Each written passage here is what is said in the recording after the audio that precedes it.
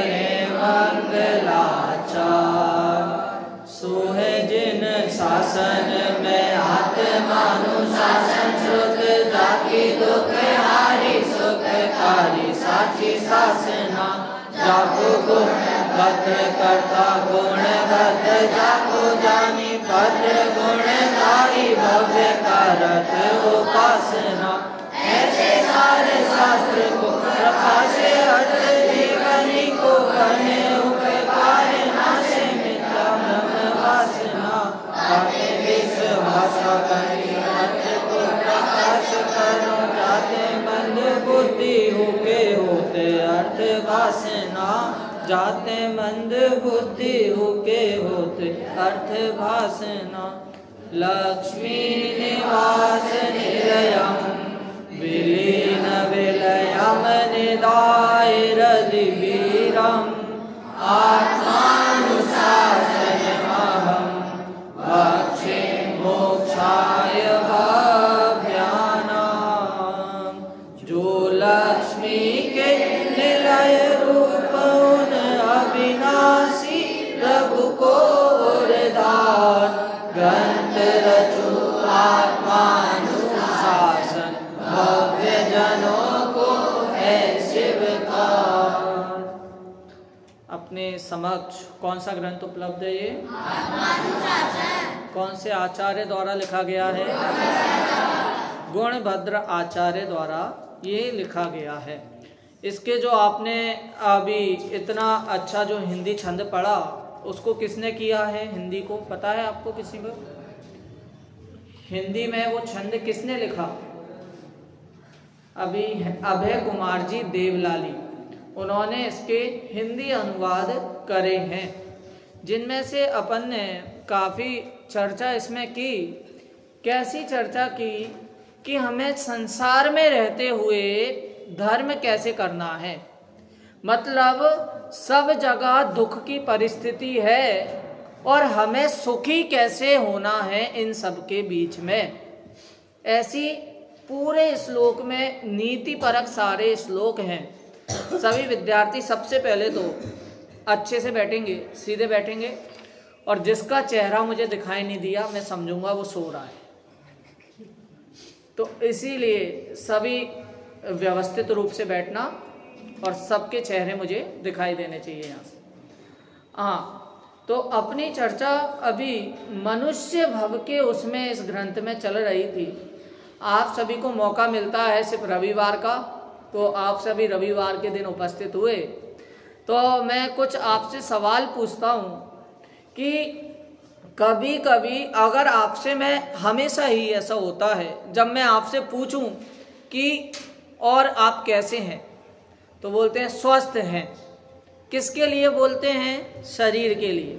शरीर के लिए ही बोलते हैं ना, या अस्वस्थ होंगे तो भी शरीर के लिए बोलेंगे। ऐसी एकदम से इतनी प्रबल धारणा बैठ गई है कि शरीर को लेकर ही हम सारी बातें करते हैं। कैसी धारणा है ये कि जिस प्रकार कोई चोर होता है, ठीक है, अपन ने उससे बोला कि ये पेन कैसी है, ये पेन कैसी है, कहाँ से लाए? तो बोलते अरे नहीं नहीं भैया ये तो मेरी ही पेन है। क्या कि वो सबसे पहले तो उसको क्लियर करेगा कि भैया ये मेरी है, आप ये मानो। क्यों? हमने पूछा कैसे कपड़े हैं, अरे ये तो मैं कल ही लाया हूं। देखो हम पूछ क्या रहे हैं और जवाब क्या आ रहा है। मैं पूछ रहा हूं आपके कपड़े कैसे हैं, आप बोल रहे हो कल लाया। मैंने ये तो नहीं पूछा कहां से लाए। तो वो अपनी बात क्लियर करने के लिए, अपनी बात बताने के लिए प्रश्न चाहे जो भी हो, हमें उत्तर सबसे पहले वही देना है जो हमें साबित करना होता है। आपसे पूछेंगे आप कैसे हैं, तो स्वस्थ हैं, अच्छे हैं, बढ़िया हैं। किस लिए अच्छे हैं? क्योंकि हमारा शरीर अभी अच्छा है, हमारे हाथ पैर अच्छे से चल रहे हैं। कभी कभी तो ऐसा मुंह से निकलता है कि बार बार बचे, बाल बाल बचे। निकला आपके मुंह से कभी कभी आपने बोला ऐसा कि भाई आज तो बार बार बच गए, मतलब बहुत बड़ी दिक्कत हो जाती उसमें मैं बच गया, ऐसा हुआ कभी? बोला, मुंह से निकला। क्यों निकला? क्योंकि हमें अभी भरोसा नहीं है कि भाई शरीर गया तो इसका मतलब मेरी भी हानि हो गई। मुनिराज आहार लेते हैं, आहार लेते हैं, आहार के लिए निकलते हैं, तो वो क्यों लेते हैं आहार? उनको अपना शरीर हष्ट पुष्ट करना है, इसलिए नहीं तो क्यों?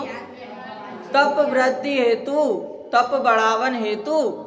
क्यों? जिससे अगर मेरा शरीर है, कुछ अंग मेरे ठीक रहेंगे तो मेरी तप की वृद्धि और ज्यादा होगी। तब क्या? आत्मा के समीप रहने की वृद्धि होगी, इसलिए आहार लेते हैं। लेकिन अपन क्यों भोजन करते हैं? स्वस्थ होने के लिए, हष्ट पुष्ट होने के लिए। आपने एक 6 डाला में पंक्ति पढ़ी है कि कौन सी पंक्ति है? धर्म के संबंध में है कि बालपने में भी नहीं करता, यौवन में भी नहीं करता, और बुढ़ापे में उसमें वो शक्ति नहीं बचती कि वो धर्म कर सके। क्या एक बार बोलोगे मेरे साथ? छंद बोलो वो वाला। बालपने में ज्ञान न लयो, करुण समय करुणी रत रयो, आदम तक सम भूलापनो, कैसे रूप लखे आपनो। कैसा? कैसे रूप लखे आपनो। ऐसी बुढ़ापे की क्या की?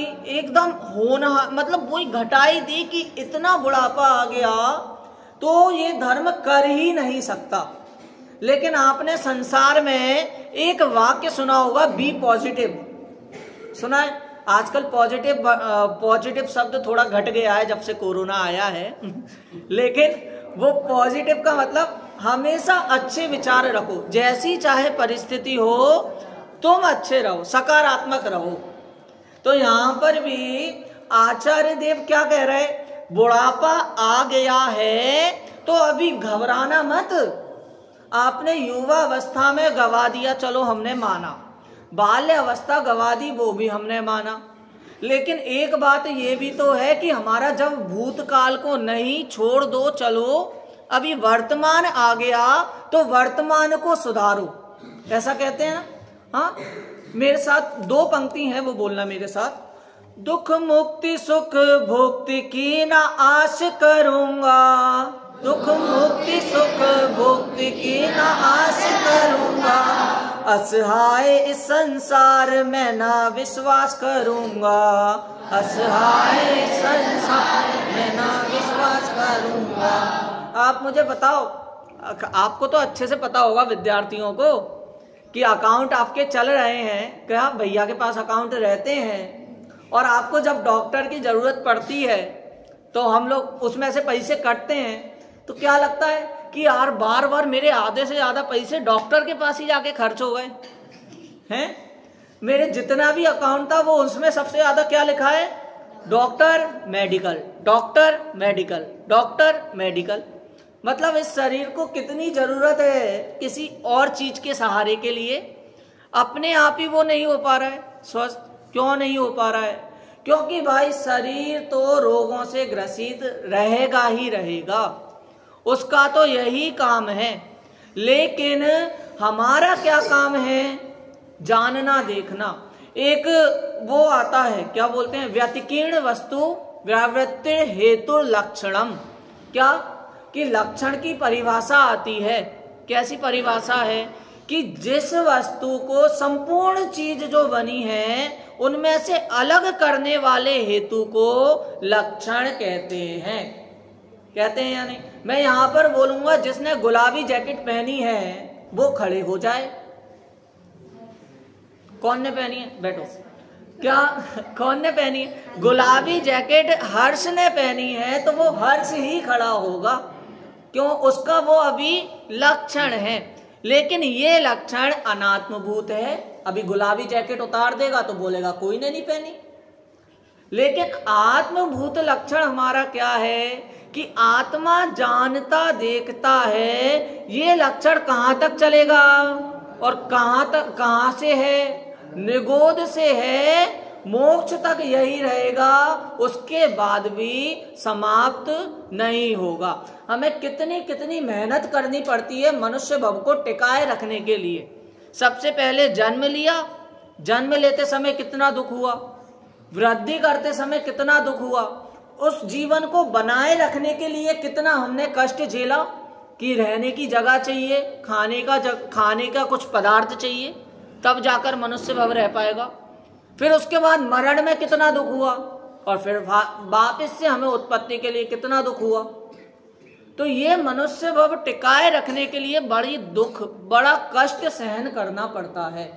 लेकिन तो भी आचार्य देव कह रहे हैं क्या, तो भी तुम जानने देखने वाले हो, हम जानने देखने वाले हैं, तो कैसे रहना है हमें मात्र जानना और देखना ही है और कुछ नहीं करना। कार्तिकेय अनुप्रेक्षा एक ग्रंथ है, कार्तिकेय स्वामी ने लिखा है। कार्तिकेय अनुप्रेक्षा में लिखा कि जिस जीव का दुर्भाग्य होता है वो पुण्य को भी अच्छे से नहीं भोग पाता। समझे इसका मतलब कि भाई साहब मेरे पास पुस्तक है, अभी एग्जाम आ रहे हैं, मैं पुस्तक में से पढ़ूंगा और सारे क्वेश्चन के आंसर मुझे आ जाएंगे, लेकिन तो भी अब मैं क्या सोच के बैठूं, नहीं ये मैथ्स तो कठिन है, ये साइंस तो कठिन है। अरे भाई जब तक मेहनत नहीं होगी उसमें, जब तक ध्यान नहीं जाएगा, तब तक सारी चीजें टफ ही लगेंगी। मैं आपको बोलूं एक उसमें क्या, एक रूम में एक जो आगम है वो फर्स्ट आया है, नहीं वास्तव में आया है, क्यों? अब फिर मैं बोलूं कि उसमें सिर्फ 2 विद्यार्थी हैं, उनमें फर्स्ट आया है, तो कैसा लगेगा कि भाई ये तो 2 में से फर्स्ट आना कौन सी बड़ी बात।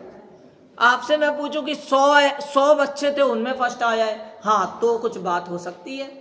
1000 बच्चे हैं उनमें फर्स्ट आया है तो और ज्यादा बड़ी बात लगती है।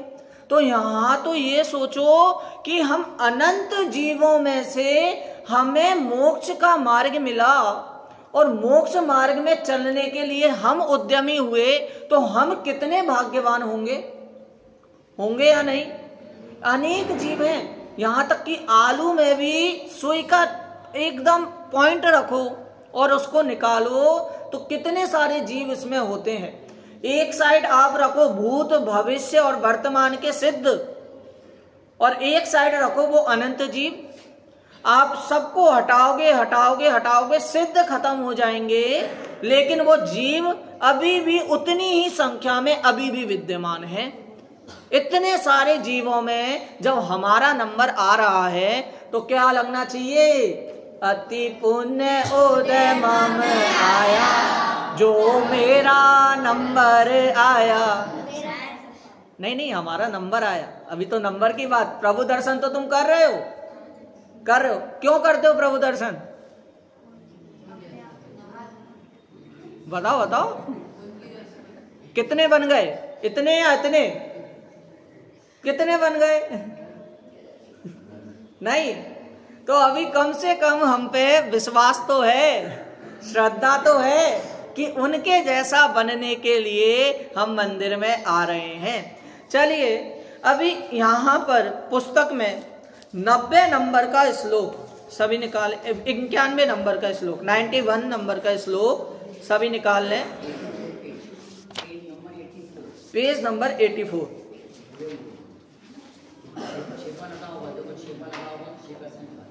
हाँ वो लगा रहता है ना उस पर बुक मार्क, वो लगा होगा, देख लो।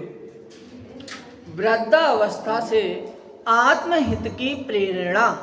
क्या वृद्ध अवस्था में आ गए? कौन सी वृद्ध अवस्था? अभी अपन ने बोली ना, अर्ध मृतक सम बूढ़ापनो कैसे रूप लखे आपनो। देखो ऐसे रूप लखे आपनो, कैसे अपन पढ़ते हैं श्लोक, सभी मेरे बाद बोलेंगे, हाँ मेरे बाद आप लोग को दोहराना है। आश्रोत्रीव तिरस्कृता पर तिरस,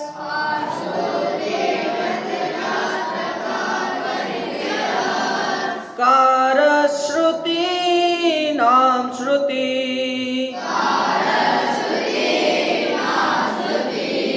चक्षुर्वीक्षित मक्षमं तव दशाम,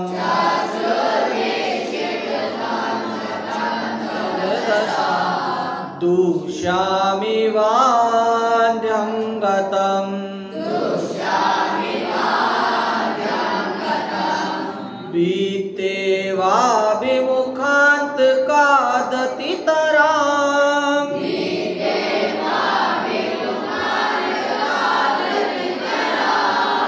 कायोप्ययं कंपते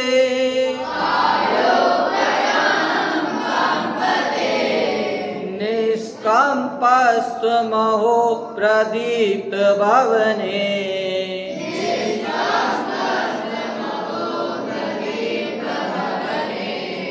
प्यासे जरा जर्जरे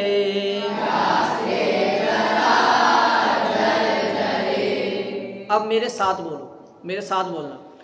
आश्रोत्रीव तिरस्कृता पर तिरस्कार श्रुति नाश्रुति चक्षुर्वीक्षितुमक्षमं तव दशां दुष्यामि वाद्यं गतं बीते वा विमुखांत कादति तरां कायोप्ययं कंपते निष्कंपस्त्वमहो प्रदीप्त भवने प्यासे जरा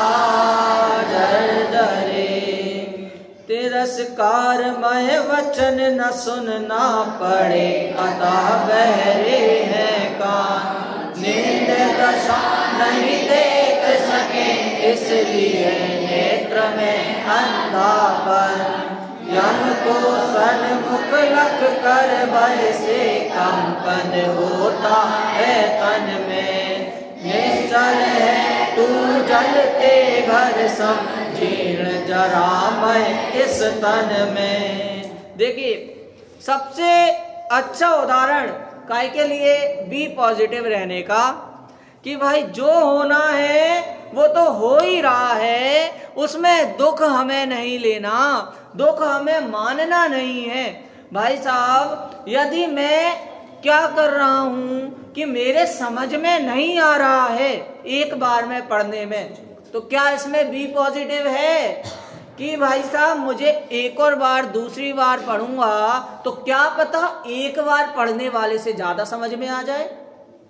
हाँ आप लोग बीमार हुए, बीमार होने में क्या पॉजिटिव है? काहे को नेगेटिव है? पॉजिटिव देखो नहीं है कि चलो हम किसी डॉक्टर का और मेडिकल वाले का भला कर रहे हैं। अच्छा है भाई साहब, मतलब किसी भी जगह नेगेटिविटी नहीं देखना चाहिए। आप जैसा देखोगे वैसा होगा। जैसे एक उदाहरण आता है कौन का, कर्ण का और दुर्योधन का शायद से, कि एक को तो बोला कि तुम अच्छा पूरे गांव में कोई अच्छा व्यक्ति ढूंढ के लाओ, युधिष्ठिर और दुर्योधन। तो उनको बोला, एक को बोला कि तुम पूरे गांव में कोई अच्छा व्यक्ति, कोई एकदम जिसके सारे गुण एकदम पवित्र हो, ऐसे व्यक्ति को देख के लाओ। क्यों है ना हर्ष, है ना? क्या बोला? हाँ कि एक कोई व्यक्ति को देख के लाओ जो एकदम सर्वगुण संपन्न हो, और दूसरे को बोला कि ऐसा दुर्गुणी व्यक्ति देख के लाओ जो हमेशा पाप करता हो। हाँ, जो अच्छा व्यक्ति देखने गया था उसे कैसे व्यक्ति मिले थे? सारे कैसे मिले? अच्छे, सारे अच्छे व्यक्ति मिले। क्यों? वो तो अच्छा ही ढूंढ रहा था, हर किसी के अंदर अच्छा ही दिखी। और जो दूसरा व्यक्ति दुर्गुणी व्यक्ति देखने गया था, उसने जिस व्यक्ति को देखा उस व्यक्ति के अंदर दुर्गुण मिले, सारे व्यक्ति बुरे मिले। अब पूरे गांव में कैसे व्यक्ति हैं? अच्छे हैं या बुरे हैं? जैसी दृष्टि वैसी सृष्टि। अगर अपन ने क्या देखा है? अर्धमृतक सम बूढ़ापन देखा अपन ने। अब अपन देख रहे हैं कि भाई कुछ नहीं बचा है, आधा मरा शरीर हो गया है, अब इसमें धर्म कैसे होगा? यहाँ पर बोल रहे हैं इसमें भी धर्म होगा। कैसे होगा? तो कह रहे हैं आश्रो अश्रो, आप हिंदी में पढ़ते, तिरस्कारमय वचन न सुनना पड़े अता बहरे हैं कान। अरे कितनी अच्छी बात है, कभी आपने बहरे होने का अनुभव किया है? आपसे पूछ रहे हैं, नहीं किया? चलो कराते। कहा कि अपन फोन पे बात कर रहे हैं, सिग्नल चले जाए, टावर चले जाए, हेलो हेलो हेलो करते रह जाते हैं। क्या हेलो, आवाज नहीं आ रही, हेलो, किधर किधर भटकते हैं, रूम से बाहर निकलते हैं, गैलरी में जाते हैं, बाहर आते हैं तो भी आवाज नहीं, रुको मैं काट के लगाता हूं। क्या कि भाई साहब यहाँ पर कितनी अपन को 2 मिनट के लिए कैसी आकुलता हो जाती है कि हमें बात सुनाई नहीं दे रही है, क्या बात कहने वाला है। यहाँ तो कह रहे हैं अच्छा है बहरे कान है, ना तिरस्कार की बात ही सुनने नहीं मिलेगी, अपनी बुराई सुनना ही ना पड़े तो क्या उसमें कोई हर्ज है क्या? ठीक है तुम करते रहो बुराई, हम तो अपनी मस्ती में मस्त हैं।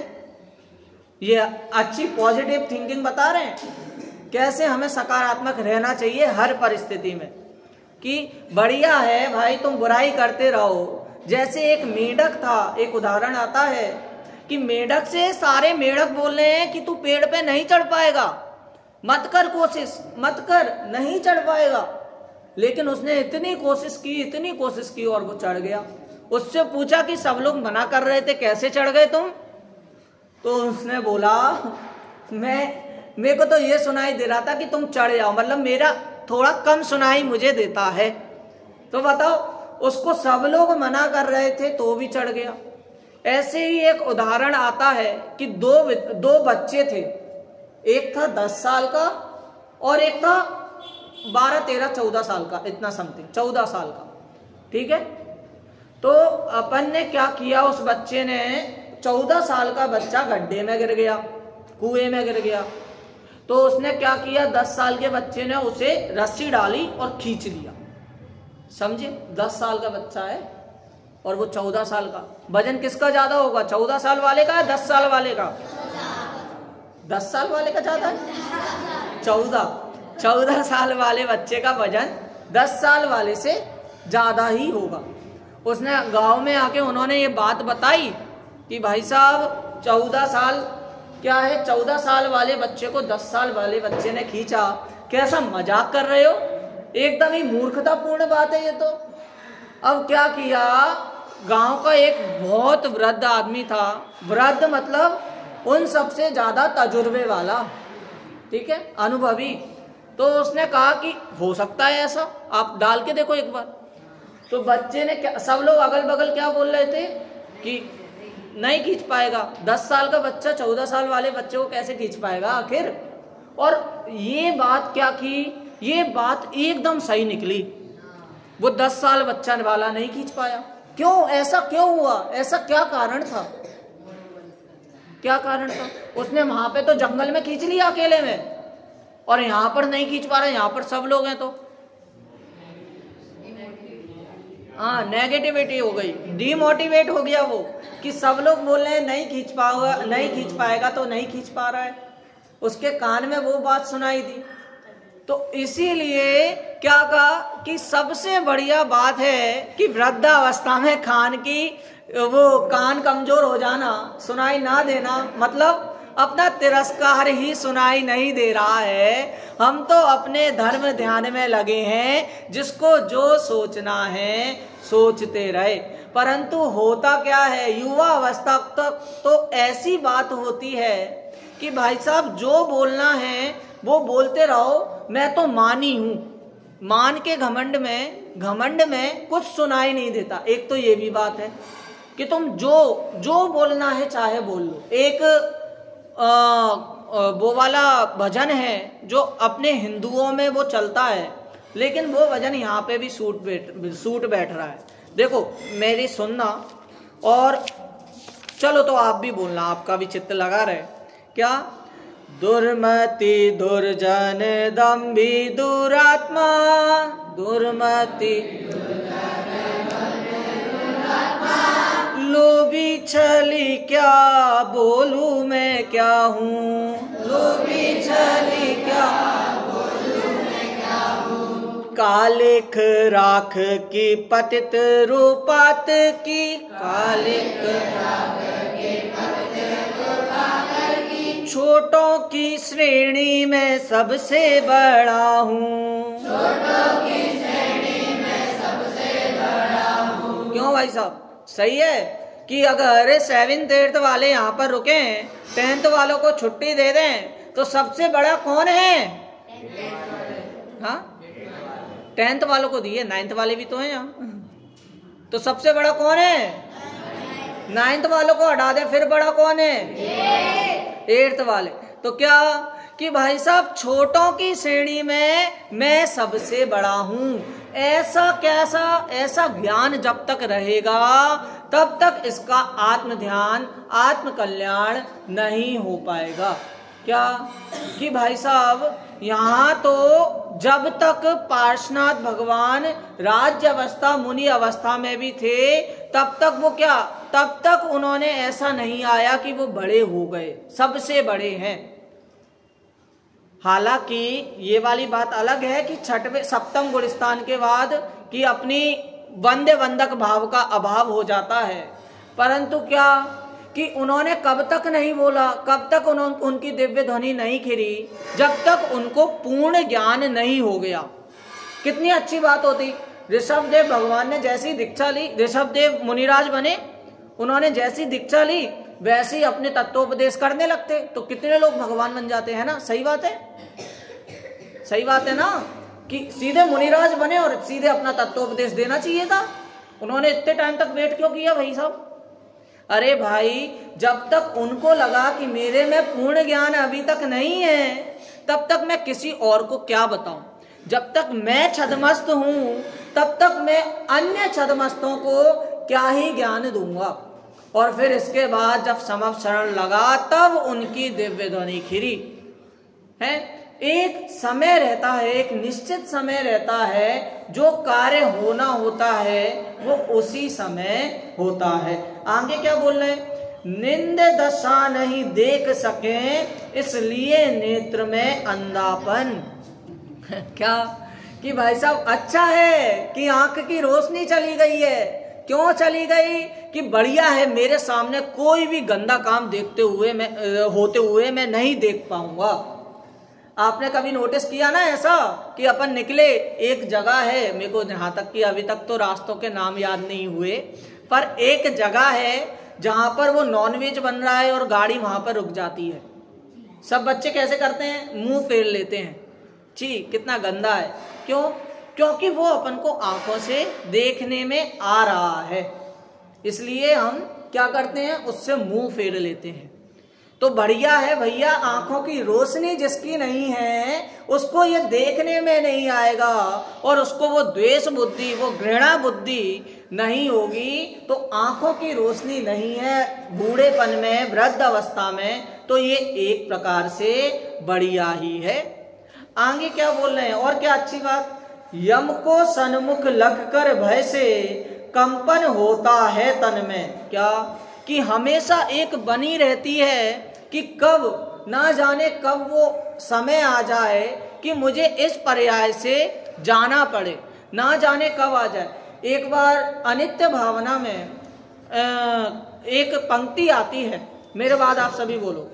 काल की काली घटा प्रत्येक क्षण मंडरा रही, काल की काली घटा प्रत्येक क्षण मंडरा रही, किंतु पल पल विषय तृष्णा तरुण होती जा रही, किंतु पल पल विषय तृष्णा तरुण होती जा रही। लेकिन इस बात को यदि समझ में आ गया तो इसी का उल्टा हो जाएगा। क्या बोलो मेरे बात? सबको अच्छी लगती है बारिश का मौसम, अच्छा लगता है? अरे बारिश होने की बात नहीं कर रहे, जब वो मौसम होता है तब उसकी वो क्या बोलते हैं, भूमिका बनती है मौसम की। बढ़िया अच्छे बादल हो रहे हैं, हाँ, मोर नाच रहा है, आवाज आ रही है, वो पक्षियों की ठंडी ठंडी हवा चल रही है। किसको पसंद नहीं है? सबको पसंद है। लेकिन ये भी आ गया तो ये भी सावन से कम नहीं है। क्या? मेरे बात बोलो। आनंद महोदधि उमड़ेगा, श्रद्धा के बादल गरजेंगे। आनंद महोदधि उमड़ेगा,